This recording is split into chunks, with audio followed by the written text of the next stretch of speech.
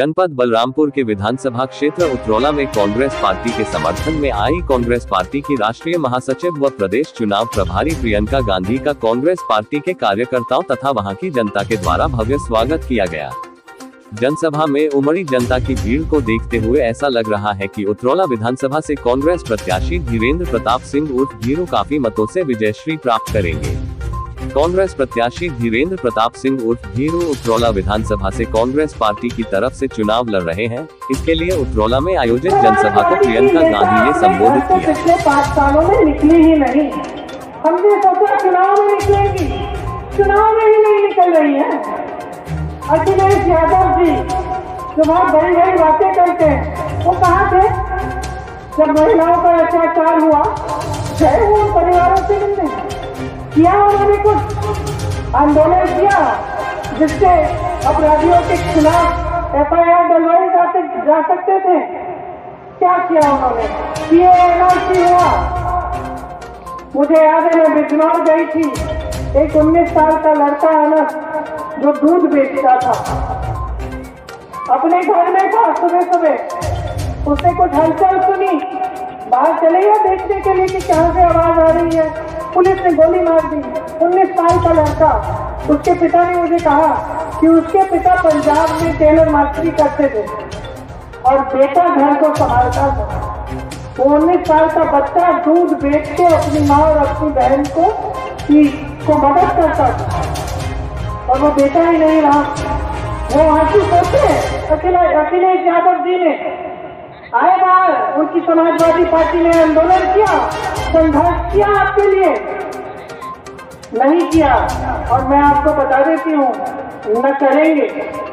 जब किसानों पर अत्याचार हुआ, 6 किसानों को जीप के नीचे एक मंत्री के बेटे ने कुचला, तो कहाँ थे ये लोग? घर में बैठे थे, घर से बयान दे दिया, बाहर नहीं निकले, निकलेंगे भी नहीं, क्योंकि ये तीनों पार्टियां एक ही बिसात पर खेल रही हैं। इन्हें आपसे कोई मतलब नहीं है, आपकी समस्याओं को सुलझाने का काम नहीं है इनका। ये नहीं समझते कि इनकी जिम्मेदारी है सिर्फ आपके जज्बातों को धर्म और जाति के नाम पर उभार कर आपसे वोट लेने का काम है बस, और कोई काम नहीं है। अगर कोई जिम्मेदारी इसका एहसास होता तो आते। और मैं आपको ये भी बता देती हूँ कि सब समझौता करेंगे एक दूसरे के साथ, चाहे सरकार में हो चाहे विपक्ष में हो। एक ही पार्टी है इस प्रदेश में और सब बाकी नेता पहचानते हैं, भाजपा के नेता पहचानते हैं। एक ही पार्टी है जो इनसे कभी समझौता नहीं करेगी। एक ही पार्टी के नेता हैं जो मर जाएंगे लेकिन भाजपा से समझौता नहीं करेंगे, और वो कांग्रेस पार्टी है। पहचान लीजिए आपके सामने क्या है, पहचानिए कौन आपकी बात करता है, आपके हित की बात, कौन यहाँ मंच पे आकर आपकी समस्याओं को समझ के उनको सुलझाने की बात करता है। आज मेरे नौजवान साथी परेशान है, त्रस्त है। क्या आपको मालूम है कि उत्तर प्रदेश में देश के सबसे ज्यादा नौजवान हैं? यहाँ से पलायन होता है ना, बड़े बड़े शहरों में जाकर नौकरी ढूंढते हो, क्यों? क्या यूपी में हुनर नहीं है ना? सबसे ज्यादा हुनर यहाँ है। देश के सबसे ज्यादा नौजवान यहाँ इस प्रदेश में है, तो बाहर क्यों जा रहे हैं रोजगार ढूंढने के लिए? क्यों जाना पड़ता है? क्योंकि आपकी सरकारों ने कुछ किया नहीं। 12 लाख सरकारी पद खाली पड़े हैं। मोदी जी और योगी जी, उनको दिख नहीं रहा है कि तमाम नौजवान बेरोजगार पड़े हैं। उनको पूछ लीजिए, लगा दीजिए ना नौकरी में, क्यों नहीं लगाई? कभी सोचा है? नौकरियां कहाँ से आती हैं, रोजगार कहाँ से आते हैं? बड़ी बड़ी संस्थाएं, BHEL, HCL, NTPC, ITI, ये सबसे पहले तो यहाँ से आती हैं। कांग्रेस की सरकारों ने इनको बनाया था ताकि रोजगार बने। ये पब्लिक की संस्थाएं थी, किसी की जागीर नहीं थी। इन्होंने सारी की सारी बेची हैं। सब अपने दोस्तों को बेच दी। 2-3 दोस्त हैं इनके बड़े बड़े उद्योगपति, मैं नाम नहीं लूंगी क्योंकि नाम आप जानते हो। सब उनको बेच डाला है, पूरे देश की संपत्ति उनको बेच डाली, तो रोजगार कहां से बनाएंगे? खेती से रोजगार होते थे, किसानी से मिलते थे, छोटे दुकानदार, छोटे व्यापारी जो छोटे मैन्युफैक्चरिंग के यूनिट बनाते थे उनसे रोजगार मिलता था, उनको आपने खत्म कर दिया। ऐसी नीतियां लाई कि सबकी कमर तोड़ दी। यहाँ से भी रोजगार नहीं बन रहा, सरकारी पद भी नहीं दे रहे हो, तो कैसी बातें कर रहे हो कि रोजगार दोगे? सब खोखली बातें हैं जी, कोई रोजगार नहीं देने वाला। और ये भी उनकी नीति है, जब तक आप अशिक्षित रहोगे, आप बेरोजगार रहोगे, तब तक आपके अंदर गुस्सा होगा, तब तक आपके अंदर निराशा होगी, तब तक आपकी उम्मीदें बहुत कम होंगी, तब तक आपके जज्बातों का इस्तेमाल करना बहुत आसान होगा। कोई भी माँ बाप बता दे, जिसके 25-30 साल के बच्चे हों, कोई भी बता दे कि अगर वो बच्चा व्यस्त रहता है, पढ़ाई कर रहा होता है, कमाता है, तो सही होता है। जैसे ही वो निकम्मा बनता है, आलसी बनता है, कमाता नहीं है, इधर उधर भटकता है, तो उससे गलत काम करवाना बहुत आसान होता है। सही बात है कि नहीं? ये समझ गए हैं ये सारे नेता, ये आपको गरीब जानबूझ के रख रहे हैं। जब तक आप गरीब रहोगे और इनके अमीर उद्योगपति मित्र अमीर होते चले जाएंगे, तब तक ये आपका इस्तेमाल करते रहेंगे। जिस दिन आप सशक्त बन जाओगे ना, आप खड़े हो जाओगे अपने पैरों पे, सक्षम हो जाओगे, कमाओगे, अपने आप पर गर्व होगा, तो देखते हैं किसकी हिम्मत होती है यहाँ आकर आपके सामने से झूठ बोलने की। तो आप इनसे जवाब मांगोगे, आप इनको जवाबदेह बनाओगे, आप इनसे कहोगे कि विकास क्यों नहीं किया, सड़क क्यों नहीं बनाई, बिजली क्यों नहीं दी, पानी क्यों नहीं दिया। आप इनसे पूछोगे कि हमारी शिक्षा के संस्थान क्यों नहीं बनाए, आपने उद्योग क्यों नहीं खोला हमारे क्षेत्र में। ये सब अच्छी तरह से जान रहे हैं। अब आपको समझने किसका कसर है। आप समझ लीजिए कि 30 सालों में ये प्रदेश, जो सबसे बड़ा प्रदेश है, जिसमें सबसे ज्यादा हुनर है, जिसमें खेती उपजाऊ है, जमीन उपजाऊ है, ये प्रदेश पीछे चले गया। ये प्रदेश तो सबसे विकसित होना चाहिए था, सारे रोजगार के लिए तो सारों को यहाँ आना चाहिए था। ये तो जानबूझ के किया गया है।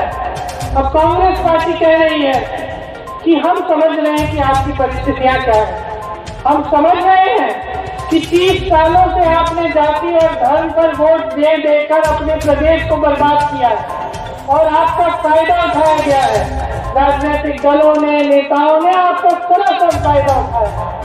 हम कह रहे हैं कि नौजवानों, आपको हम सशक्त करना चाहते हैं। आपके लिए हम 20 लाख रोजगार दिलाएंगे, जो 12 लाख पद खाली है उनको भरेंगे।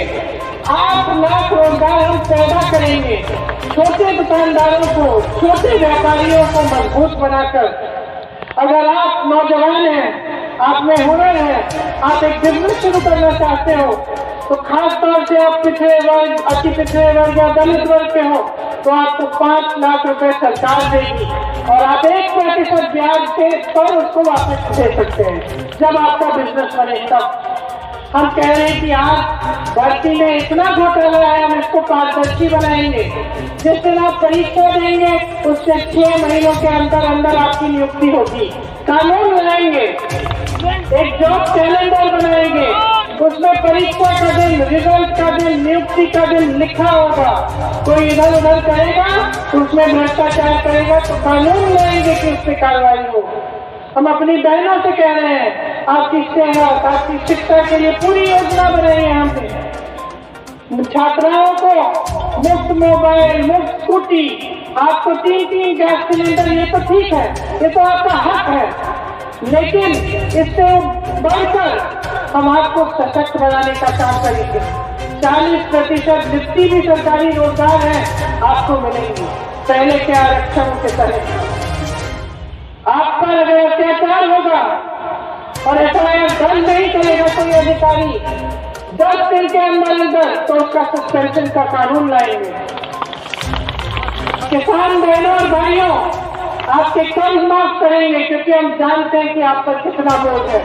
पहले करके दिखाया, फिर से करेंगे।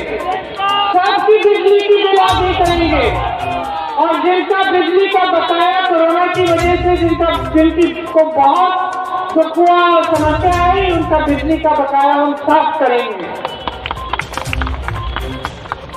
ये सब योजनाएं हैं हमारी।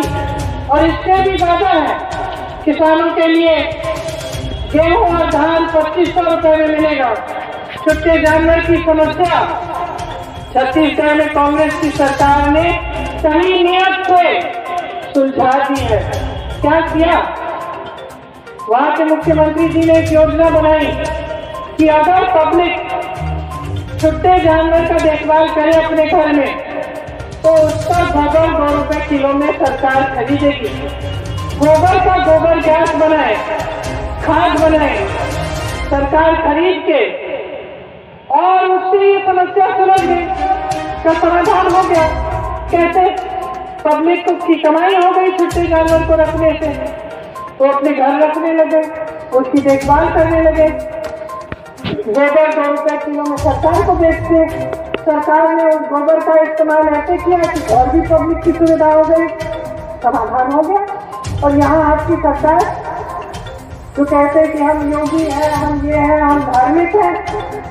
आपने वीडियो देखे होंगे, गाय को जेसीबी को उसे उठाकर जिंदे गाय को डाल रहे हैं, उसके ऊपर मिट्टी डाल रहे हैं, गाय को जंगली कुत्ता खा रहा है, उसके घाव को नोच रहा है, पानी नहीं डाला है, चारा नहीं डाला है, छत नहीं है गौशाला में, और आप कहते हैं कि आप धार्मिक हैं।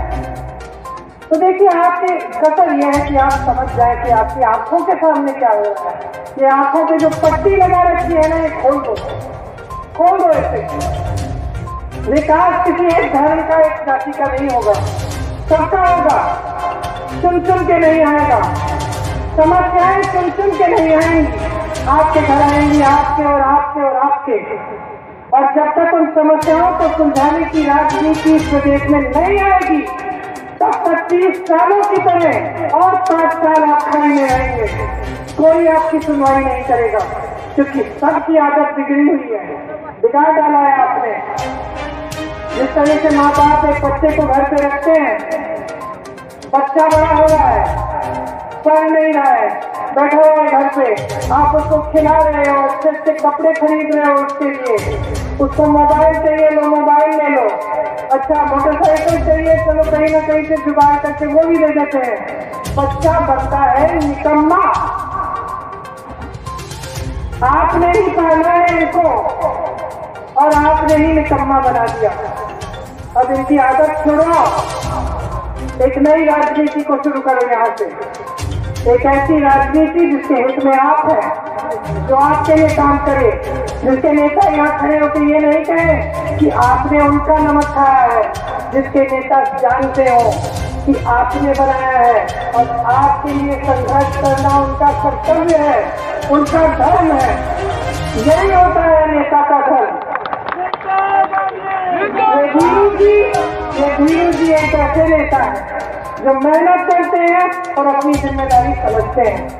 इनको आगे बढ़ाइए, कांग्रेस पार्टी के घोषणा पत्र पढ़िए, समझिए कि कांग्रेस पार्टी की नीतियां अलग क्यों है, कांग्रेस पार्टी क्या करना चाहती है, और समझने के बाद ही अपना वोट डालिए। मैं दावे के साथ कह सकती हूँ कि उत्तर प्रदेश में कोई और ऐसी पार्टी नहीं है जो सिर्फ आपके लिए नीतियां बनाए, जो आपको आगे बढ़ाने के लिए, आपके विकास के लिए काम करेगी। हमें मौका दीजिए, उत्तर प्रदेश में कांग्रेस की सरकार बनाइए, इधर उधर मत भटकिए। जब बनेगी तो आप खुद देखेंगे कि आपने सही निर्णय लिया। आप सबको बहुत बहुत धन्यवाद। कुछ लंबी बातें करनी मैंने, आपने ध्यान से सुना। मेरी उम्मीद है कि चुनाव के दिन आप इन बातों को अपने मन में रखेंगे। धन्यवाद। जय हिंद।